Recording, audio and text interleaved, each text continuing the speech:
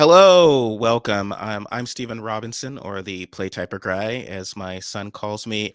Today, I'm very excited to have with me Sacha Howard from the executive director of the Oversight Project, a veteran of political campaigns nationwide. Sasha's worked with the Democratic Congressional Campaign Committee, House Majority PAC, and on Capitol Hill. During the 2020 election, she ran the paid media program for American Bridge 21st Century, which used targeted television, radio, digital, and mail to persuade former Trump voters in rural areas. For those who did a deep dive into the states Joe Biden flipped, that was very important. That's sort of how that happened. So thank you very much. And thank you for joining us. Sacha, you were communications director for Kyrsten Sinema's 2018 Senate campaign back when she was a Democrat. And you're now senior advisor at Replace Sinema, formerly Primary Sinema. So this transition makes an awful lot of sense to me, and perhaps for a lot of people listening or watching. But could you please walk us through this journey, how you got here where you are now? Yeah, sure. And thanks for having me. And thanks for personally crediting me for Biden's win in the States. I, I I would have to say he had a lot to do with that, but I Yes. appreciate that. Um, so how did I get here? Yeah, I did serve as Kyrsten Sinema's comms director on her Senate campaign in 18 for maybe about 6 months. And we fundamentally did not agree on how to talk to the press. By that, I mean, I wanted her to, and she did not. Mhm.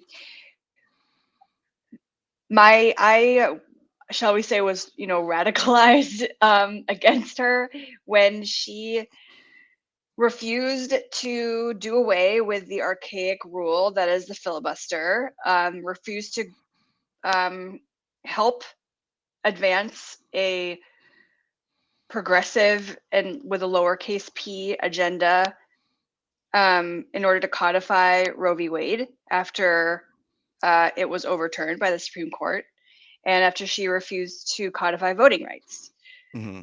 after, of course, claiming to be pro-choice and claiming to be like John Lewis's best friend, who had Yeah, recently passed away passed at that away. point.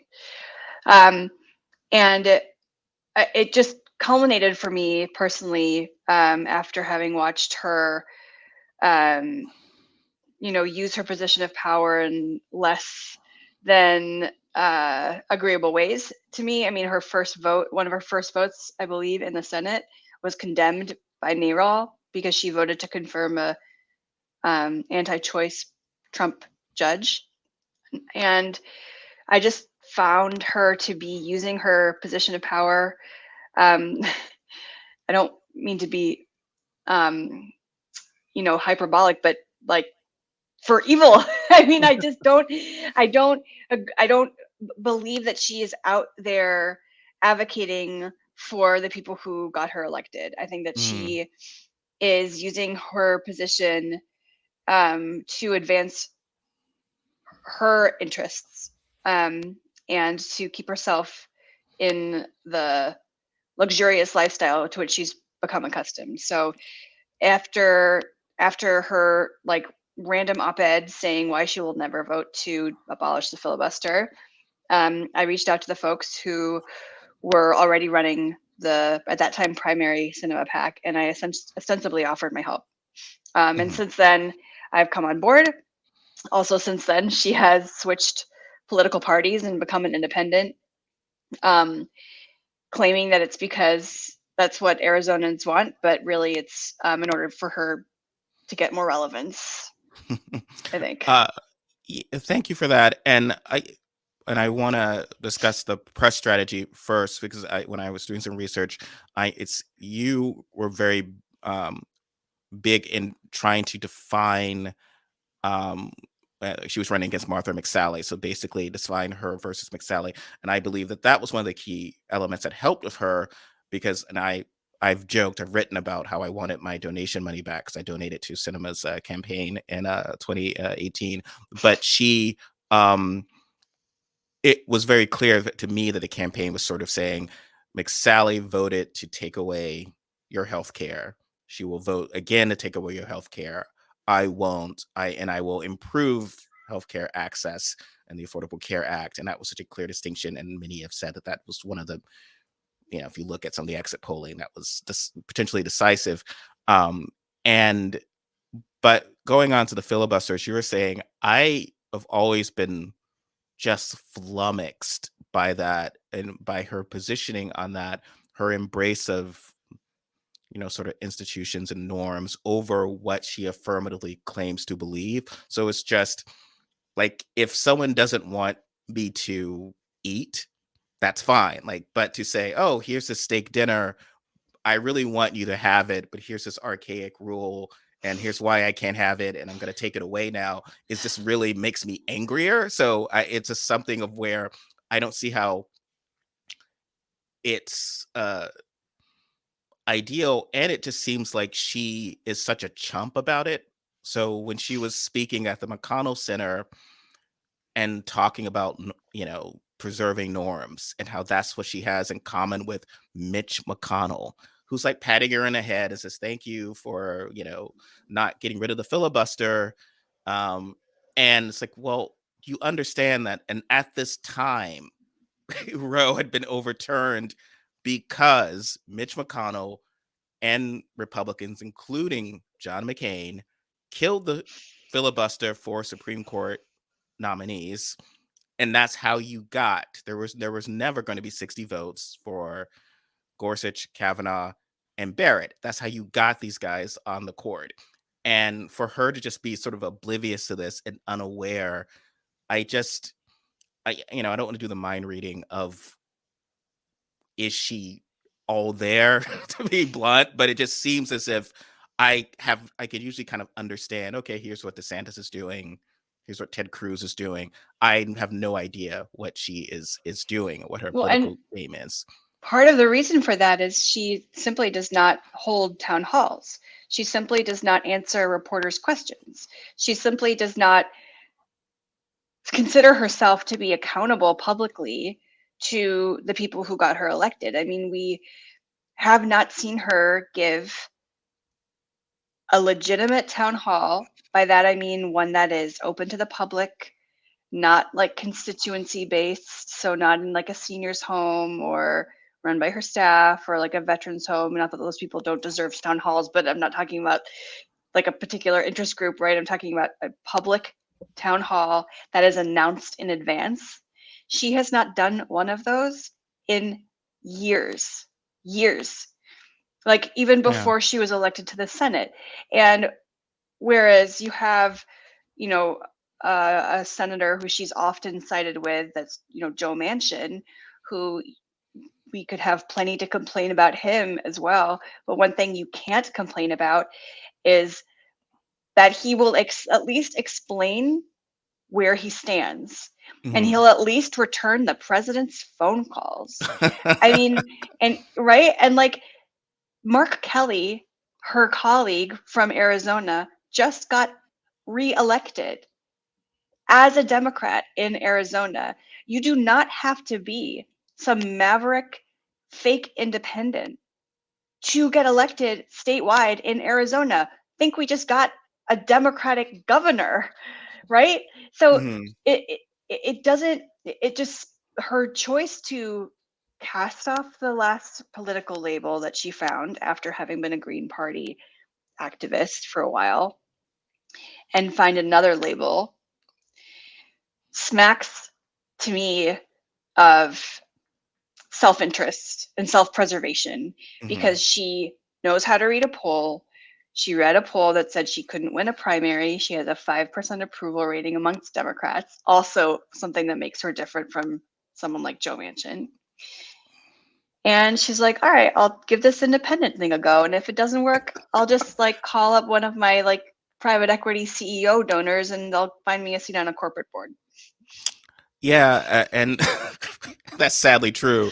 Um, The Maverick argument always struck me as odd as well, because if you actually paid any attention to John McCain's career, one, he was a very loyal Republican. He presented as such, so it mattered because it was kind of like, I'm gonna break for my party, and it wasn't like I'm always crapping on my party. It's like, here's where I'm gonna do it.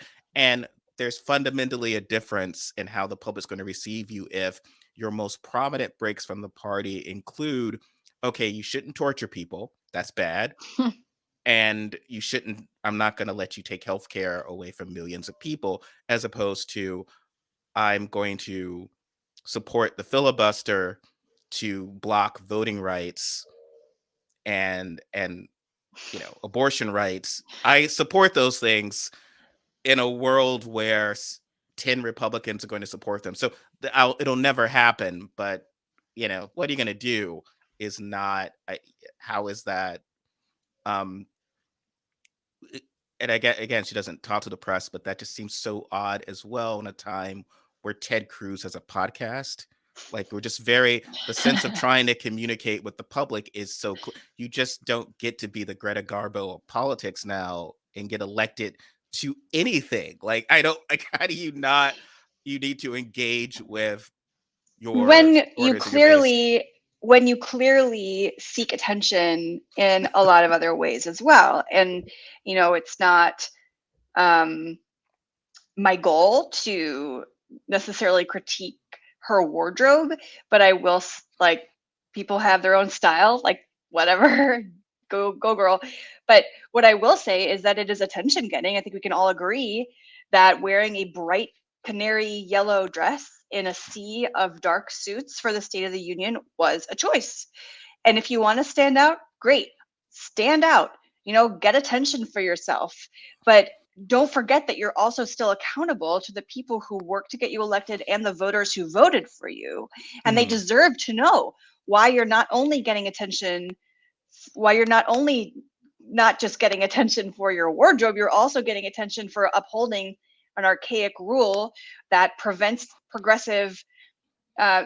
prevents change, that prevents women having the right to abortion in this country, that prevents people having the right to vote in this country, and on and on and on. I mean, there's only one or two people in the entire US Senate, one or two Democrats in the entire US Senate that stood in the way of Biden's agenda, and she is one of them. And we still Mhm. don't know why.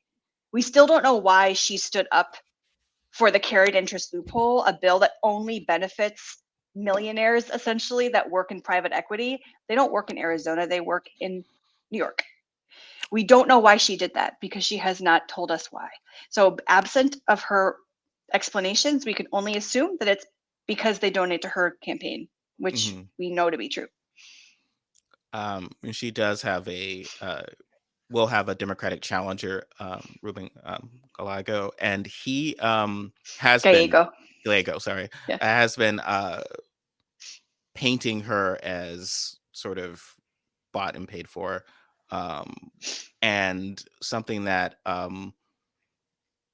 really stands out of sort of how, as you're saying, she will try to her only sort of premise for reelection is, here's what all I've accomplished and gotten done. Um, in office, but that would have happened. It would have happened if she'd just been a team player. Like, she only made it worse of someone who just, Think of it's how like, much more would have happened. Like, yeah, like, it's a reasonable thing. It's like, okay, well, I got us lost while we were driving on a road trip, and I crashed a car, but we got here. Thank we got you. It's there. like, well, We didn't even get here. it's Like, like, well, think of all the things we could have had. it seems a very kind of not a great, because she would have to defend, well, here's why it could have been this, but I made it this. And she's trying to make it as if somehow she's one to, she does this a lot. Like, so with the Respect for Marriage Act, which I think Tammy Baldwin had played a key leadership role, she tried to assume kind of that she was the one who made this happen and all these great relationships. She's sort of very big on, Claiming credit. yeah, She and did it promoting. recently with the Yeah. drought. provision in the Inflation Reduction Act, while she was standing up for the tax loophole for private equity executives, what she tried to claim credit for was billions secured for drought relief in the West, which was actually pushed for by her colleague, Mark Kelly. Mhm. And the reason why we know that is because Joe Manchin himself said that it was Mark Kelly who pushed for the drought funding, not Senator Sinema. And yet she took credit for it. She got local headlines for it.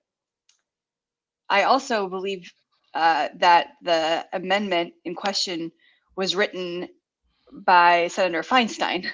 It's a drought measure, drought prevention measure for the entire American West. So like, it was political cover.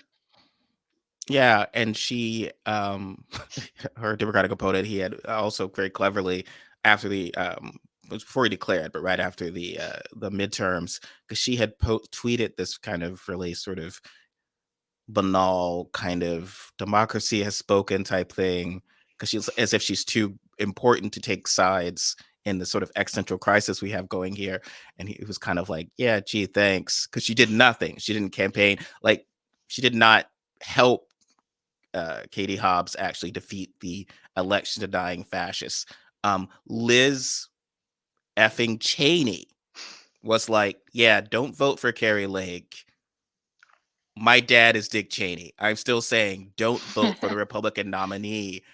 And Kyrsten Sinema couldn't even do that. I looked, I researched. She did not overtly endorse any of the Democrats running in Arizona or That's right. anywhere really, but in Arizona.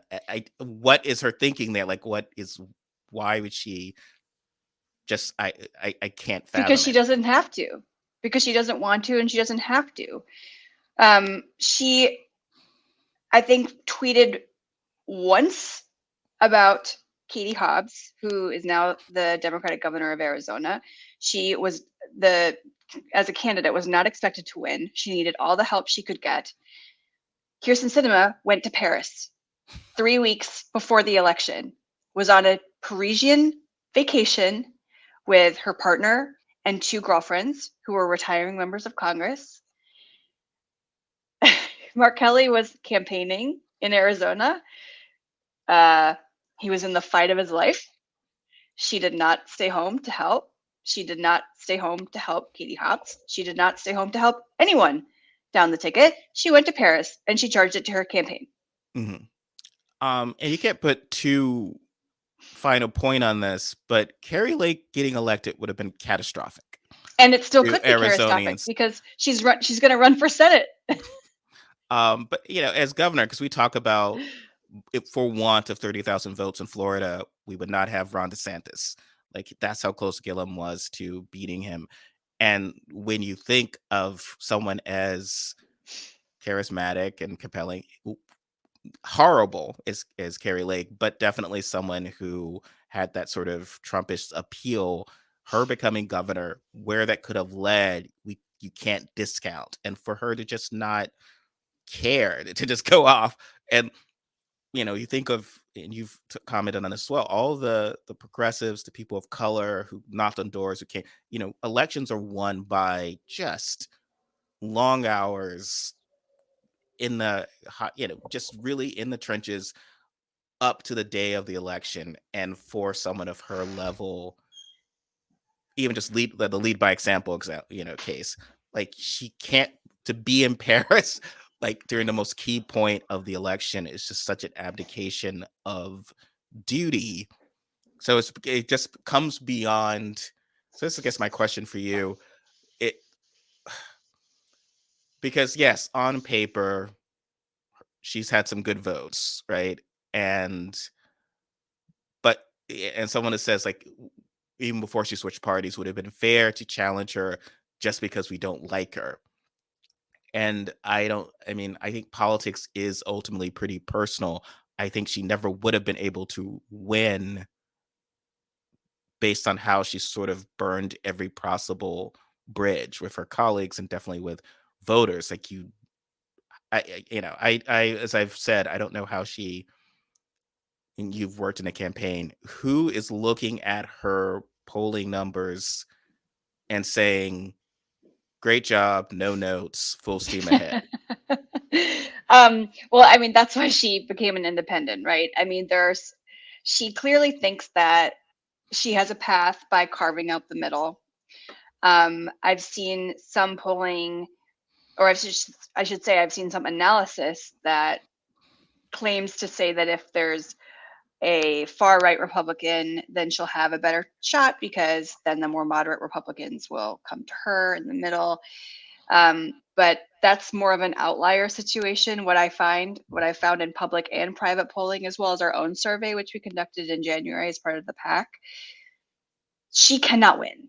No. There's no way that she can win. She comes up short in every scenario, regardless of the Democrat, regardless of the Republican she's running. So it doesn't matter whether Mhm. they elect a far right or a mainstream. By the way, it's Arizona, and the Arizona GOP, they're going to elect a MAGA person again. Like, that's just what they Yeah. want. So I don't think we should be wishing anything different, even though Mitch McConnell, I'm sure, would be happy about that. Um, she has effectively burned her bridges with every constituent group that could support her. And that includes Democrats, obviously, but it includes independent, sort of suburban women, the type of women who you would expect to be the last bastion of support. And I think that is because she refused to codify Roe. I mean, that is a Mhm. huge point, not only among the progressive coalitions in the state, but also among the donor class in Arizona and nationwide. And when you're running for Senate, you cannot discount the sheer tens of millions of dollars that it takes to run. So she only has $8 million or whatever. Like, that's not enough. That's not enough to run for Senate. I So in her shocking. conversation, I know, state of the world, but which we could talk about on another podcast. But you know, she needs $40 million to run for Senate. It's very likely that if she's in talks with um, corporate donors, that she is also hoping that one of them will stand up an independent expenditure and put 20-30 million dollars into her reelection campaign, or No Labels has just qualified for the ballot in Arizona, which makes her job a lot simpler. And they've already raised 70 million to run candidates nationwide. So it's possible she Mhm. can just hop on their ticket, which would just underline the fact that she can only be a spoiler because, you know, Biden won Arizona by 10,000 votes. Is not a large margin. And No. and Arizona is a presidential battleground state. I mean, we need to be devoting all the resources we can as Democrats to re-electing the president if he's running again, to electing Senate or Democrats up and down the ticket. And the idea that a third party that's funded by corporations and like notoriously secretive about who funds their operations, mostly because it's Republican, can come and be a spoiler on the presidential and the Senate line is like, we're just going to hand it Yeah. to Carrie Lake. It is obviously would not be beyond her to do this, but it's a presidential election. Everything she's sort of running on was through the Biden administration. She would need to sort of run with him. She can't sort of ignore him. In theory, it's the idea that he runs, the Democratic nominee runs, and the rising tide. It's a street. So I don't know what her strategy is. I mean, I'm not a political expert. I just tend to think that it's hard to win elections if people don't like you. Um, I mean, Ted Cruz has managed it, but again, that is sort of been rooted in the sense that he works very hard to appeal to his base, his demo. Mhm. And so, as much as I dislike this guy, when they had the trucker caravan, he went and met those guys and talked to them and like, these are your people. And she doesn't do that. She's not, you're talking about her, her quirky fashion sense. She's not like on a YouTube channel or a podcast with a woman of color from Arizona who makes dresses, and she's like, "Oh yeah, and here's this cool thing, and I'm gonna wear it," and talking about it. Like it's a common political stuff. Like I see the people who got me elected. These are the people. This is my jam. Instead, she's at Davos. She's with Mitch McConnell. And I could just talk about this again because it's insane.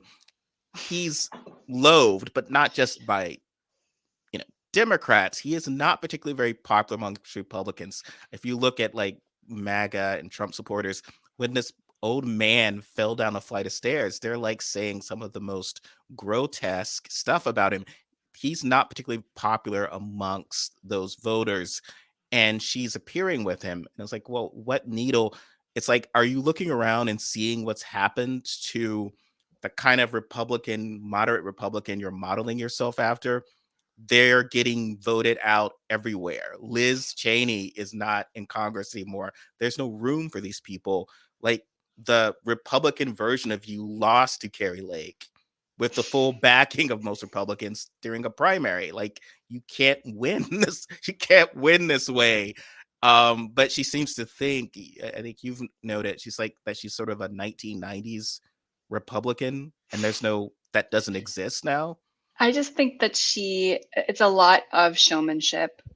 Um, she, sits on the other side of the aisle during the State of the Union. She talks about her friends being Mitt Romney and Mitch McConnell and Kevin McCarthy, and it's all sort of publicly signal her bipartisanship. It's all to publicly signal her maverickness, and it's all to publicly signal her like lack of being part of the problem in Washington. But when in reality, she is the problem in Washington. People who cannot cooperate or collaborate with even their own party and are beholden to the corporations and wealthy donors who max out to her campaigns. That is the problem. Mhm. When you sell out, when you get to Washington and you sell out and you forget who got you there, that's the problem. It doesn't matter how much bipartisan signaling you engage in, how many conferences, like Republican conferences, you go to. Like the proof is in the pudding.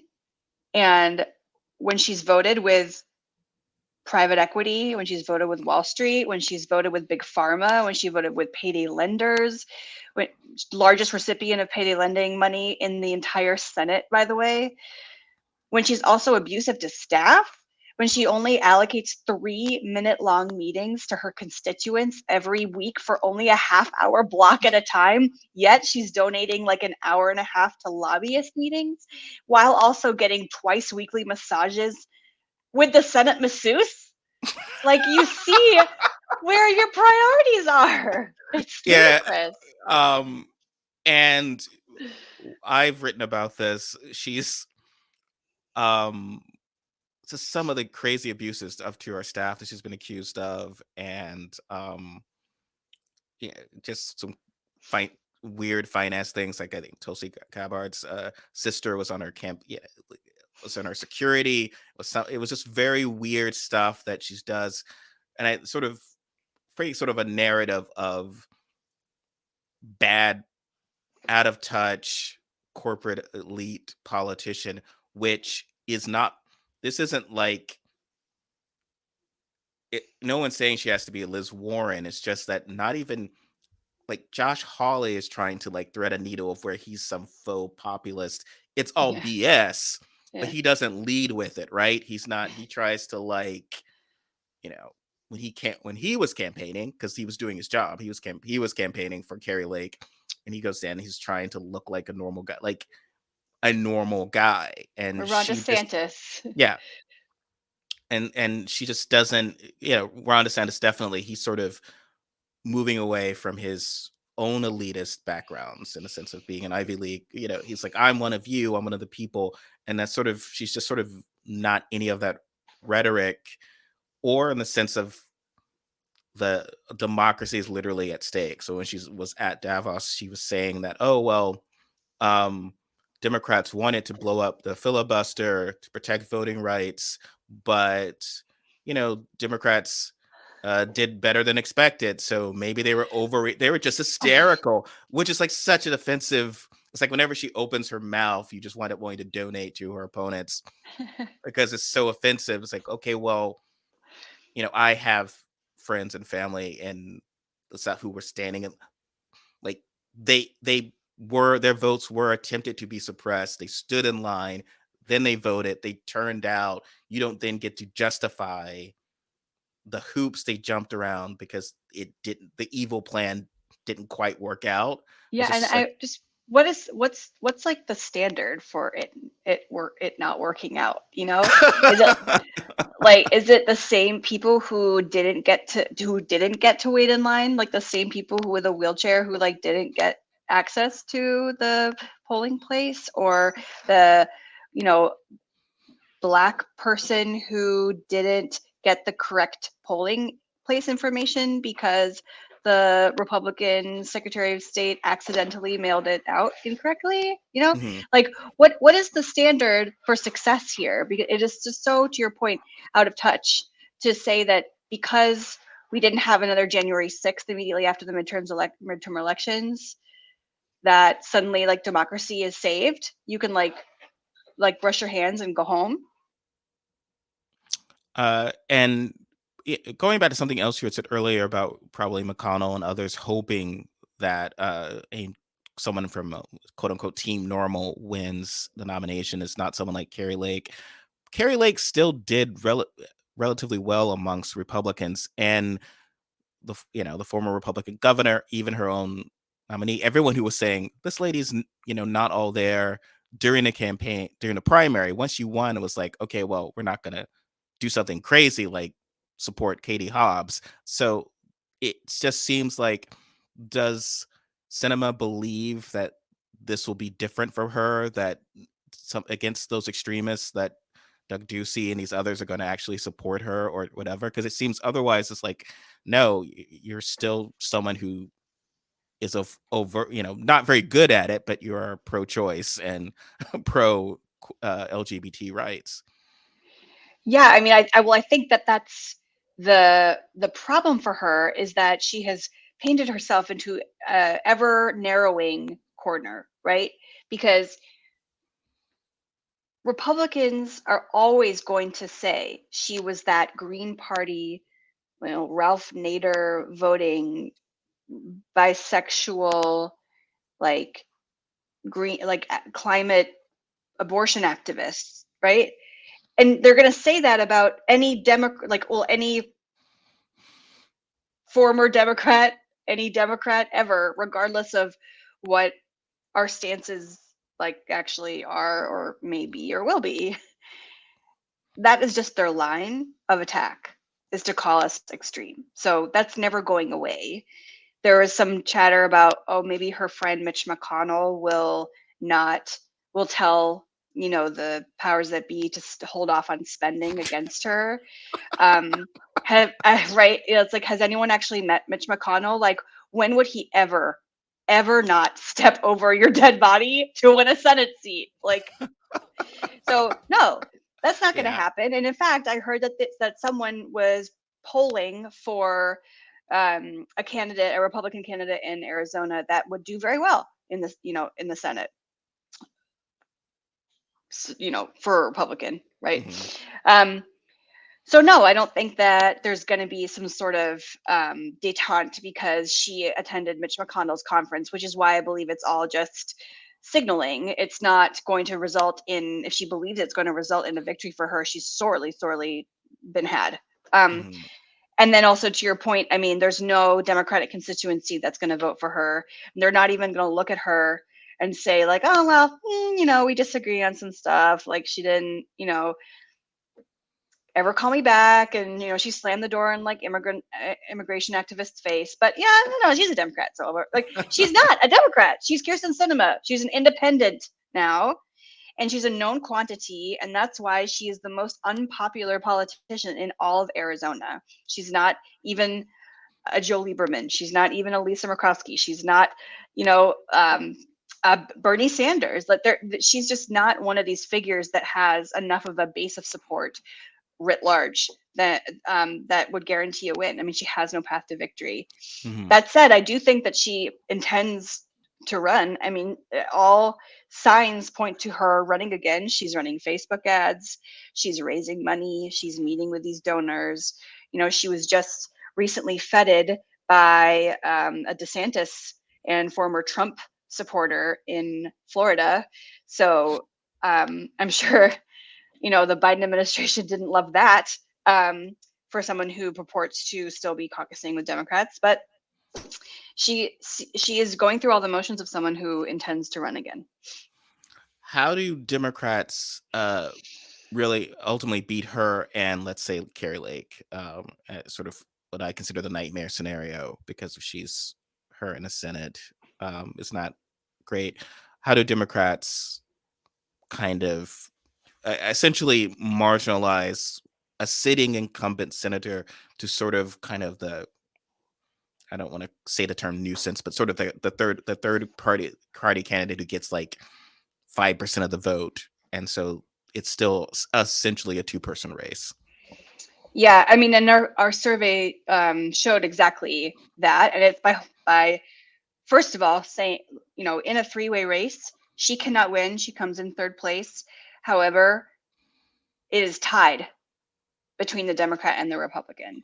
And that's with a significant chunk of undecideds. And so our goal as the Replace Sinema PAC is to talk to those undecideds, to convince them to not vote for Kyrsten Sinema. That's our role.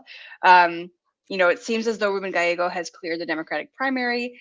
Until that is certain, though, we are agnostic. You know, we do not want to take a Hmm. position. That's up to Arizonans to decide.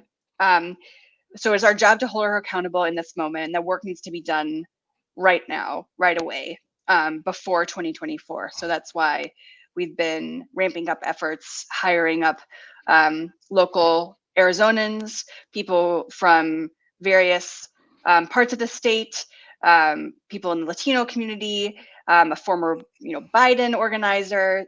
So there's someone that works for Progress Arizona. So there are lots of folks in our advisory council who are helping us in these efforts to hold her accountable locally. And the ultimate goal, of course, is to, like I said, narrow her path smaller, you know, smaller and smaller and smaller, to guarantee that the Democrat can pull out ahead.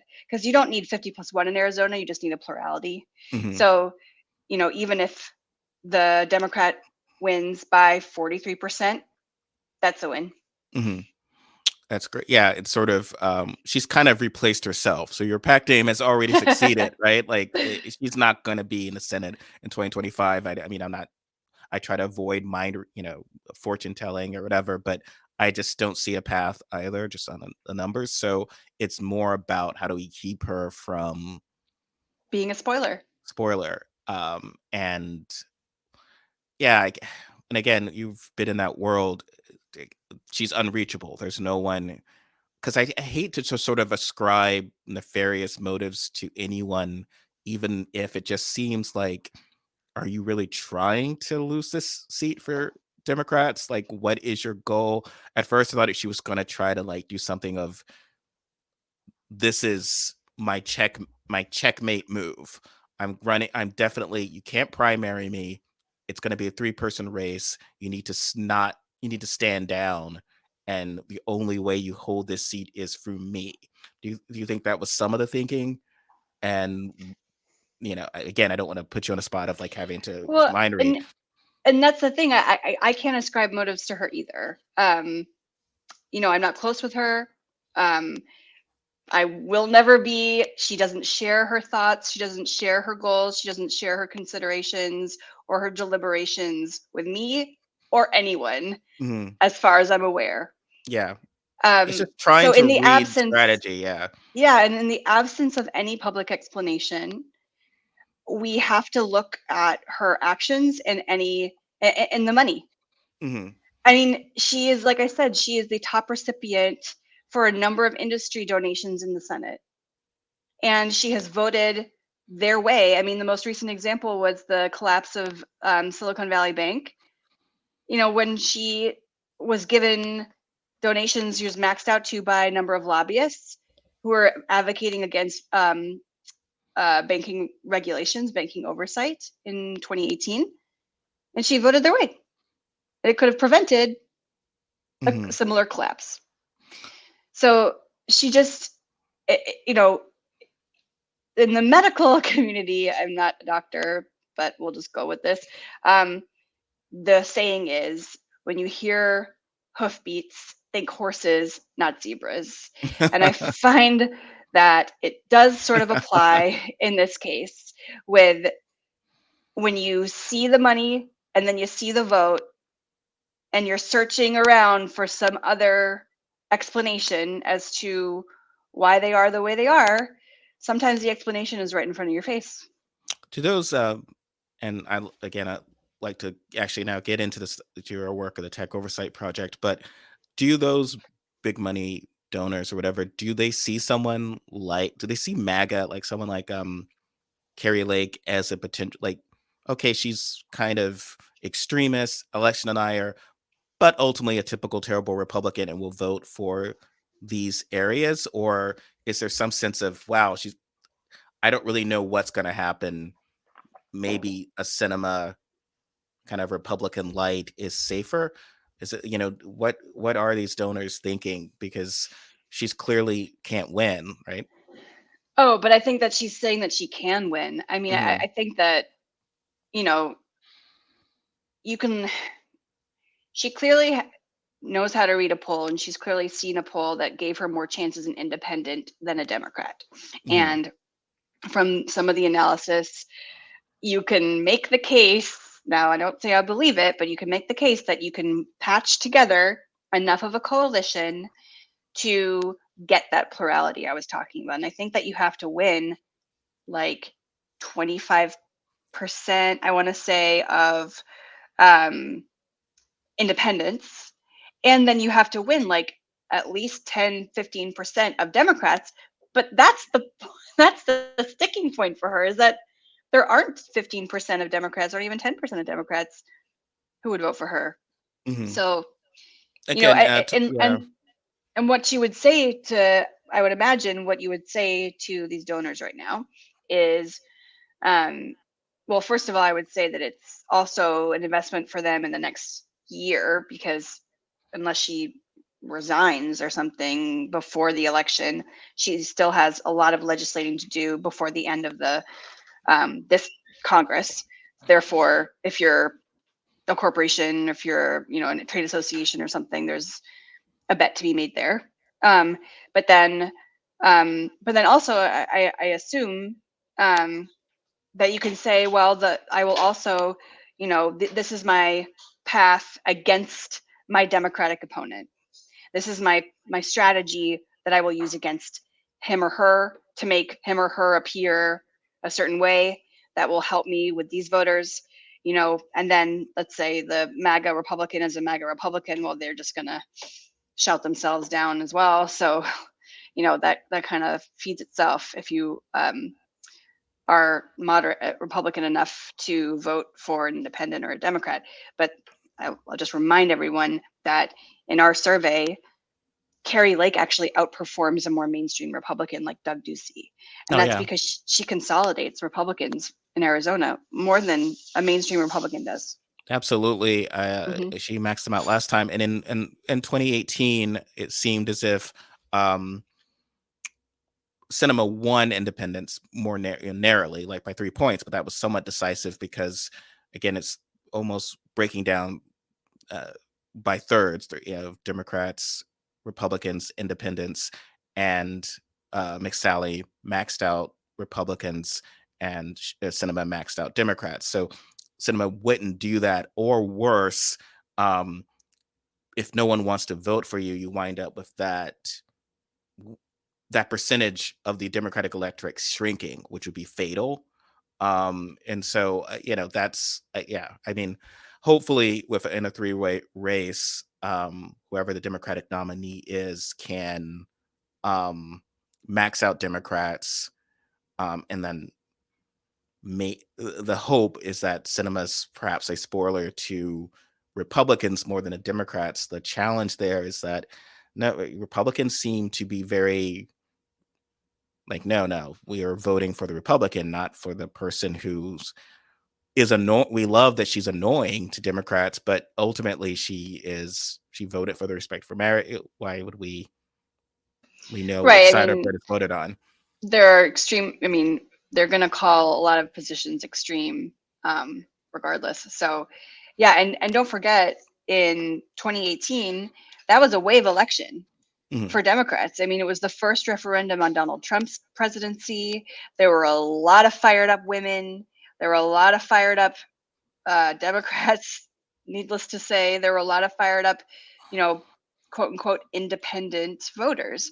So, and Martha McSally was a notoriously weak candidate. I mean, they did not, the Republican Party did not come in for her the way that everyone thought they would. Yes, So, the professional Senate race loser, Martha yes. McSally. Well, and she pivoted so hard to Trumpism. It was just like crazy. It was just, I mean, she really, to her credit, she saw the Arizona writing on the wall.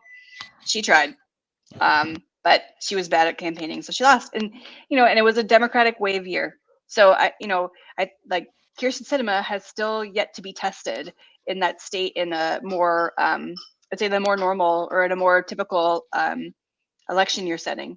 Mhm. So if we could pivot here a bit, can you tell us a bit, Sasha, about your work at the Tech Oversight Project? I'm very interested by it all.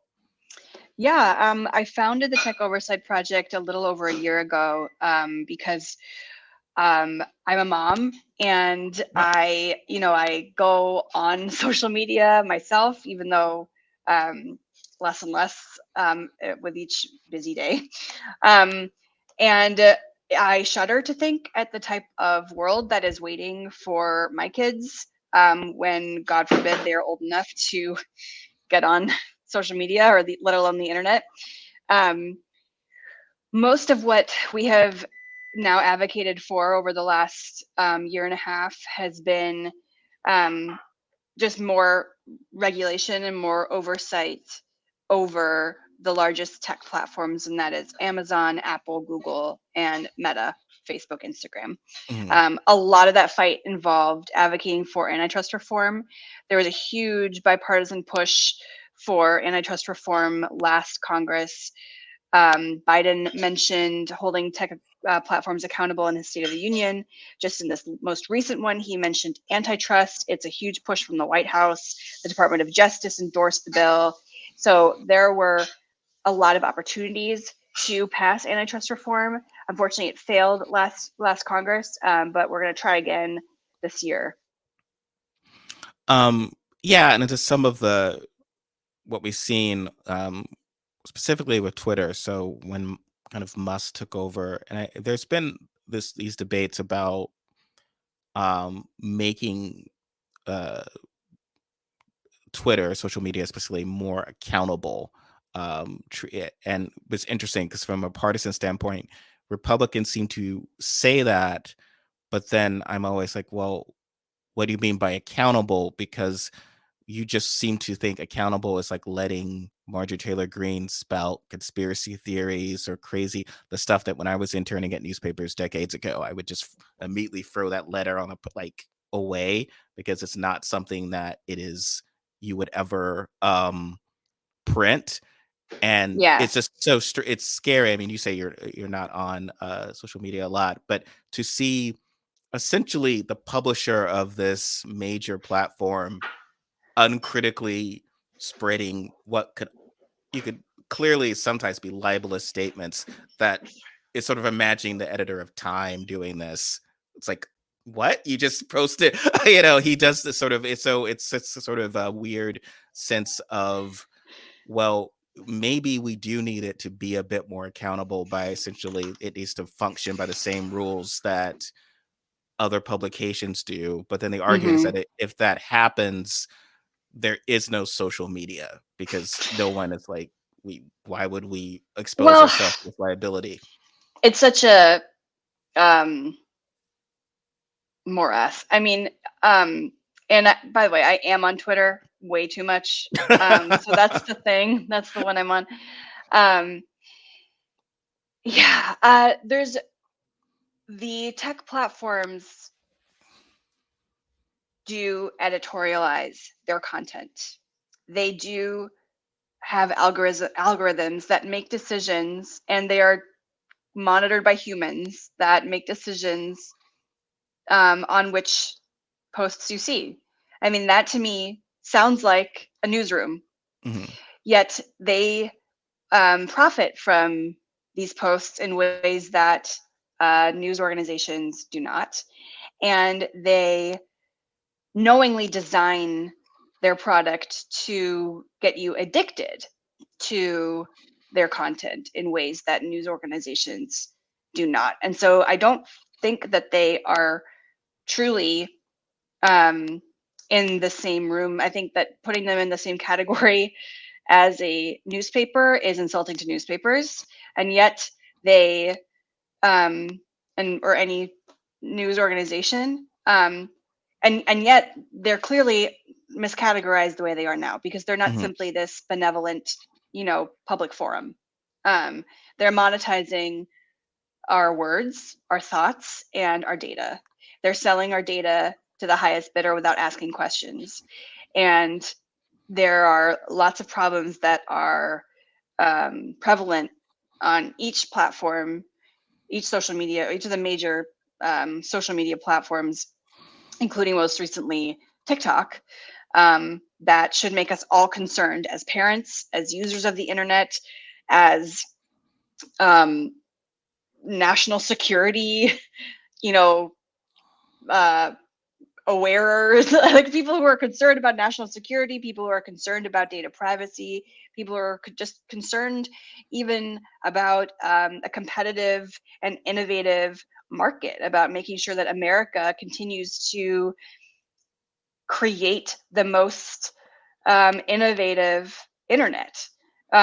These companies are US companies, and they were allowed essentially to prosper because of open internet, and they've effectively slammed the door behind them on the way up, because now they are these tech monopolies, and they gatekeep their status while also killing competition and profiting off of our sensitive information, and then, by the way, also lying to Congress about it when we're hauling these executives before a congressional hearing, which does nothing. And so it was disappointing to me as an advocate that antitrust reform did not pass last Congress, even though it was sponsored by Amy Klobuchar and Chuck Grassley, two very high-ranking senators, and it had House companion, and it was endorsed by the Biden administration and a number of other advocacy groups on the right and the left. But I think that the battle was lost, but the war is still Mhm. ongoing. What is sort of what do you see as some positive steps that can be taken? I mean, it seems from this side it can be overwhelming because it's like has to be some sort of massive regulatory legislation against a group that has this massive degree of power. Um, are there any sort of minor steps or things that can improve what we're seeing? Because obviously the current state of play is not sustainable. Yeah, there are a number of legislation, or there are a number of bills that are being discussed that went various lengths last Congress. One is antitrust reform, which I mentioned. It essentially changes the business model, frankly, of these companies. They've been allowed to abuse their sheer vastness and prevent competition on their platforms. They engage in anti-competitive behavior. By that I mean they promote their products over the products of their competitors, and you can see instances of that in every company. So that's specifically what antitrust reform um, uh, prevents, and why tech companies spent $250 billion No, Wow. 250 million. Sorry, excuse me. No, it's larger. 250 million, $250 million in ads and lobbying against this one bill last Congress, because that's how afraid they were about losing that anti-competitive edge. Wow. Another proposal is a national privacy standard. So setting the standard of how platforms can take data from us and how they can use it or how they can profit from it, including a kids privacy element. There's a standalone bill, but there's, they could be merged together. Ways to protect kids privacy online, setting age limits, and a number of other things. So there are a bunch of proposals. There are also proposals to like break these companies up and make them divest, Instagram from Facebook or something, or I don't know, like the Amazon marketplace should be different from Amazon Prime, or these are just suggestions and ways that they can sort of dismantle the market share that the market share these companies have, because they're such vertically integrated companies now that the barrier to entry to other startups, the barrier to entry to another search engine is so high, that and the threat of litigation is so high that a lot of startups just are killed before they can even begin. The Wow. internet is not a competitive place anymore, and I think that's clear. It's not your imagination either. Like, Google results are getting worse, and they're getting worse because they're taking money and prioritizing ads and prioritizing search results that are hosted on Google platforms over actually beneficial results. If my kid's sick and I'm on holiday somewhere in Arizona, and I Google kids pediatrician Phoenix, Google is going to give me the top 10 results. Top 5 results maybe will be ads. So if you run a practice and you can afford to promote your business on Google search, that I'm going to see your business first, and then the next few results will be results from physicians' offices that use Google platforms to host their web Wow. services. And then you'll maybe see like ZocDocs or something. So yeah, That's it's bad. not not good. But No, on that note, though, I really appreciate all the work that you are doing. I think, you know, we we may have lost the first time, but I think full steam ahead. We can keep at it. Thank you so much, and thank you so much for taking the time to talk with us about the situation with the cinema and what's going on in the tech world. And thanks everyone for listening and watching. And we'll see you next time. Thank you, Sacha Haworth. It's been great talking to you. thank you. Thanks for having me. Bye.